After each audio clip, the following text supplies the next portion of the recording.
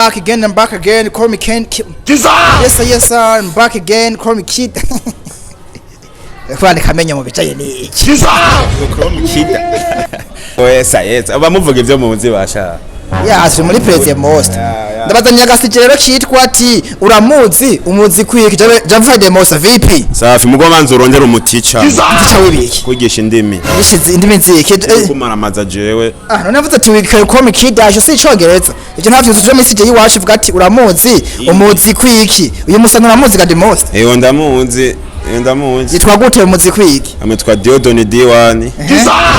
Umuzi kwibiki rero nivyo nyene gusa umuzi.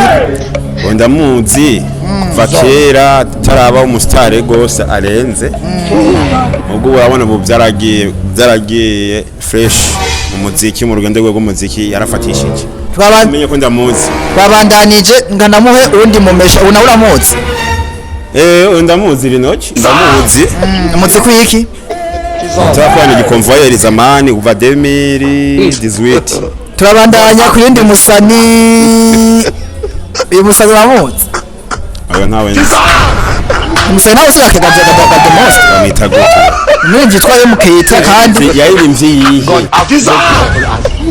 You got it. we uramuzi satura mabasa the king of music iki kintu gikomeye muziko ndamuzi kweli jewe ndamuzi cyane gose ufana wawe shamuri umufana wiwe waje sindi umufana w'umusani ntasa ega kubuvuga umuntu uramuzi nikumuzi sigora ko umufana je sindi umufana w'umusani no munga mu Burundi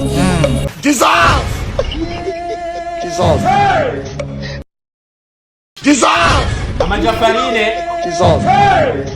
ngutura umwana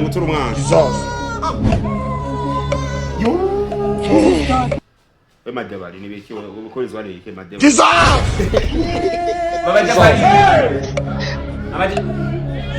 Mama Japhaline ngumose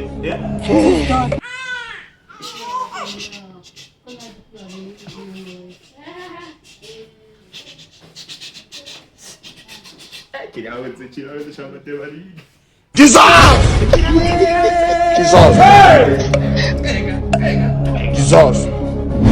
Oya ibintu zosa kumuterura umwana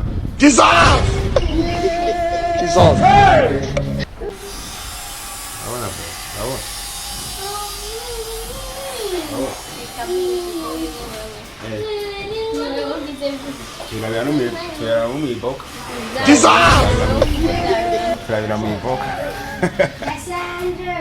Turabira mu iboka abuze ngo je nisobye ko niwe mangwe ntamubeshe